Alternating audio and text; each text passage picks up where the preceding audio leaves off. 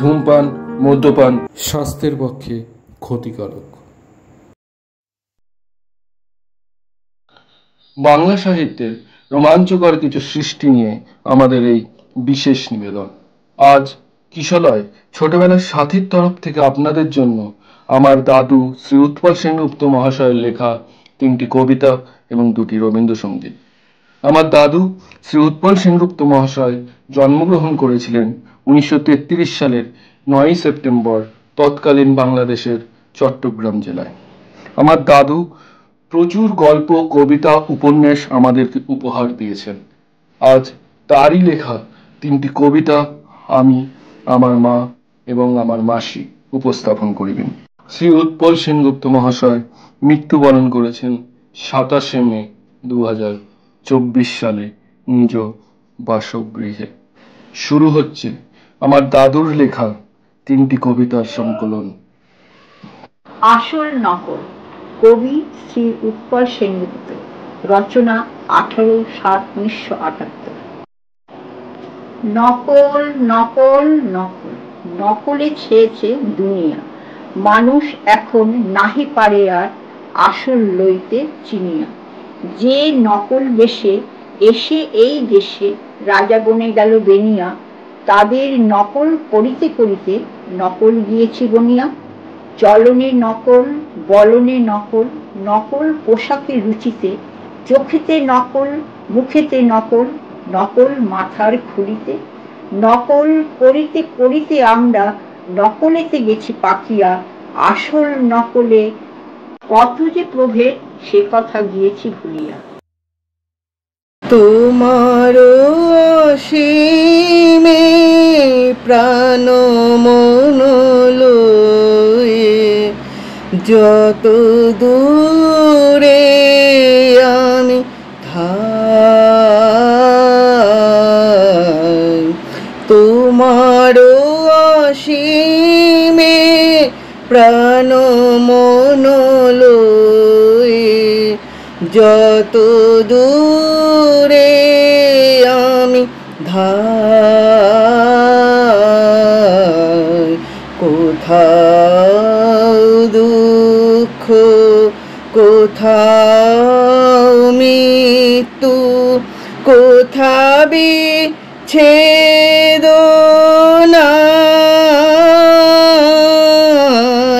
তোমার অসীমে প্রাণ মন লয়ে, যত দূরে আমি ধাই।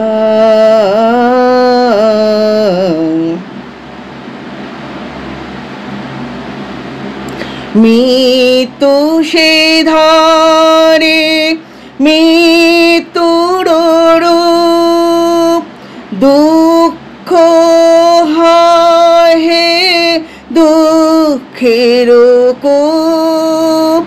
মৃত্যু সে ধারে মৃত্যুর রূপ, দুঃখ হয় হে দুঃখের কূপ। তোমা হতে যাবে হয়ে বিমুখ, আপনার পানে চাই। তোমার অসীমে প্রাণ মন লয়ে, যত দূরে আমি ধাই।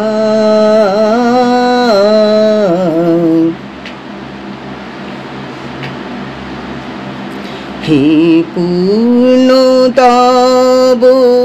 চরণের কাছে, যাহা কিছু সব আছে আছে আছে, নাই নাই ভয়, সে শুধু আমারি নিশিদিন কাঁদিতা।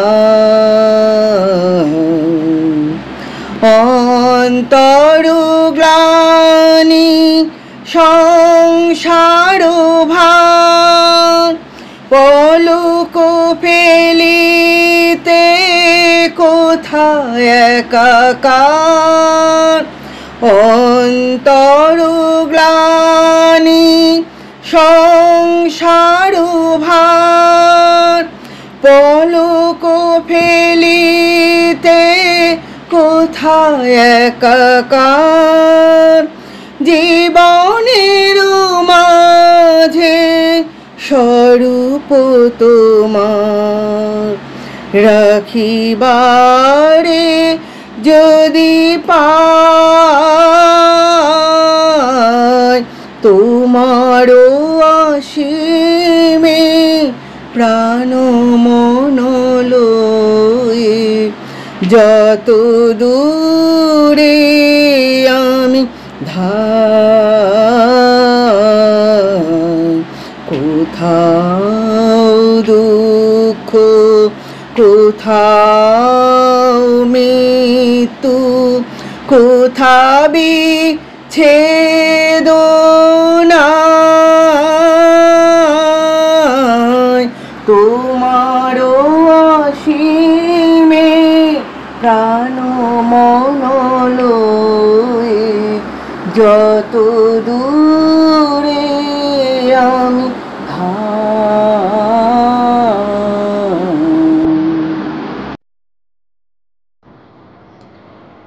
কবি উৎপল সেনগুপ্ত। ইচ্ছা পূরণ। রচনা 28 অক্টোবর 1975। শৈশবে বাবার সাথে একদিন গিয়েছিল এক আত্মীয়ের বাড়ি, যাদের কলকাতাতে বাস। ঘরগুলো সব দামি আসবাবপত্রে ভরা, ছিল কয়েকখানা গাড়ি। আত্মীয় বলে অন্দরমহলে প্রবেশের ছিল অধিকার। সেই ছাড়পত্রে এ ঘর সে ঘর করে সব দেখলাম বারবার। প্রায় ঘরেই দেখি সুন্দরভাবে রয়েছে বিছানা পাতা, বেশ পুরু। চোখে হাত দিয়ে দেখি নরম। তখন জানি না কি বস্তু তা। এক ফাঁকে বাবাকে জিজ্ঞেস করি, যার উপর বিছানা পাতা তার নাম কি? হেসে বাবা বলেন, দূর বোকা, এর আগে বুঝি খাট দেখিসনি? বললাম, তা দেখেছি, তবে খাট যে এত নরম তা তো জানতাম না। আমার কথা শুনে বাড়ির বড় মেয়ে বলে, আরে বোকা, এই যে গদি আটা বিছানা। বাড়ি বাড়ি বোকা বনে গিয়ে আমার মুখটা হয়ে গেল কালো। মনে মনে প্রতিজ্ঞা করলাম, খাটে কবু শোবে না। যত দিন না করতে পারি এর চেয়ে খাট ভালো।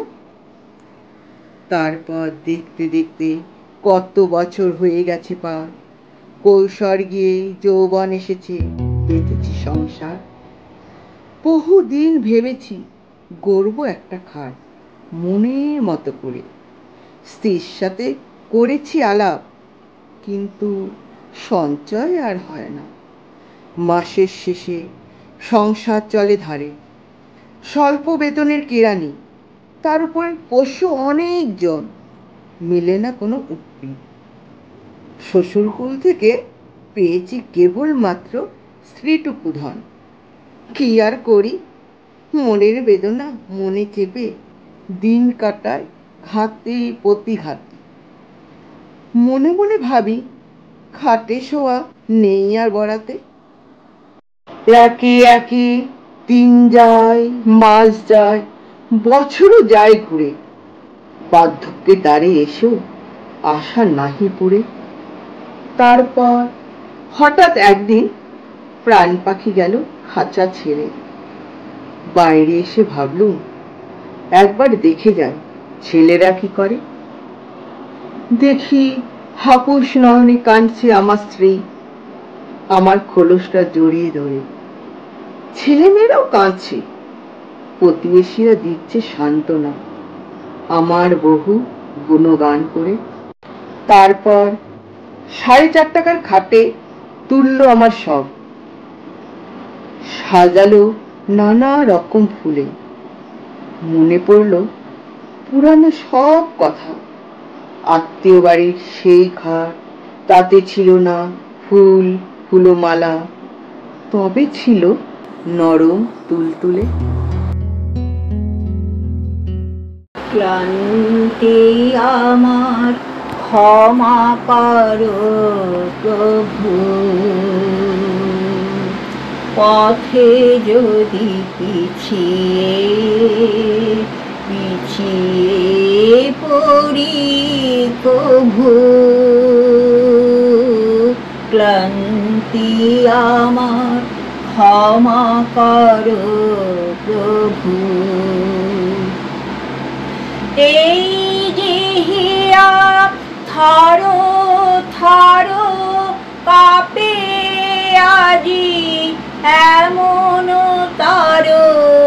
এই যে হিয়া থারো থারো কাপে আজি এমন তারো। এই বেদনা ক্ষমা করো ক্ষমা করো ক্ষমা করো প্রভু। পথে যদি পিছিয়ে পিছিয়ে পড়ি কভু। ক্লান্তি আমার ক্ষমা করো প্রভু। এই দীনতা ক্ষমা করো প্রভু। পিছন পানে তাকাই যদি কভু। দিনের তাপে রৌদ্র জ্বালায় শুকায় মালা পূজার থালায়। দিনের তাপে রৌদ্র জ্বালায় শুকায় মালা পূজার থালায়। সেই ম্লানতা ক্ষমা করো ক্ষমা করো ক্ষমা করো প্রভু। পথে যদি পিছিয়ে পিছিয়ে পড়ি কভু। ক্লান্তি আমার ক্ষমা করো প্রভু। পথে যদি পিছিয়ে পিছিয়ে পড়ি কভু।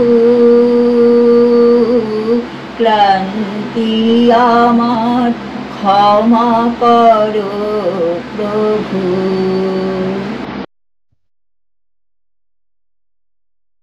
লুনাটিক, রচনা 4 সেপ্টেম্বর 1994।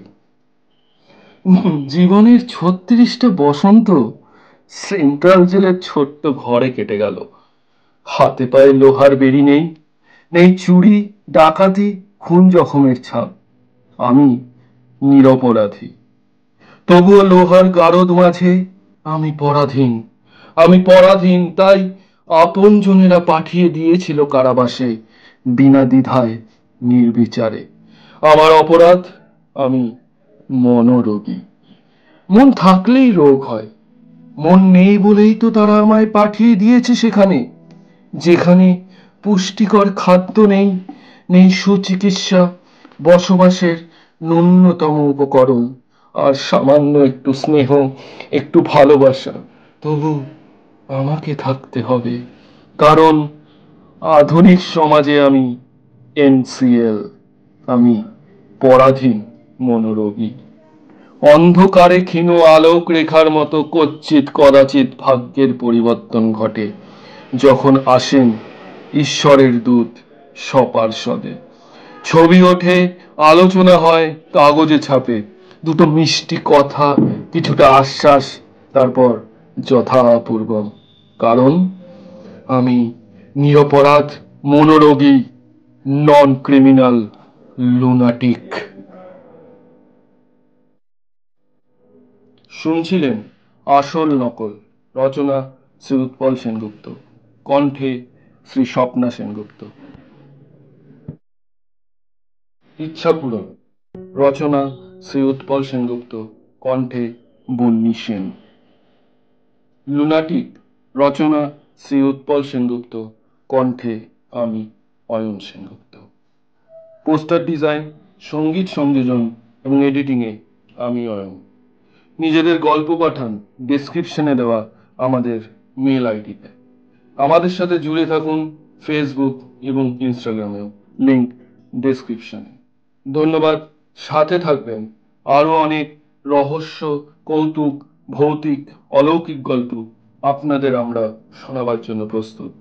দেখা হবে আগামী গল্পে। আজকের মতো বিদায়।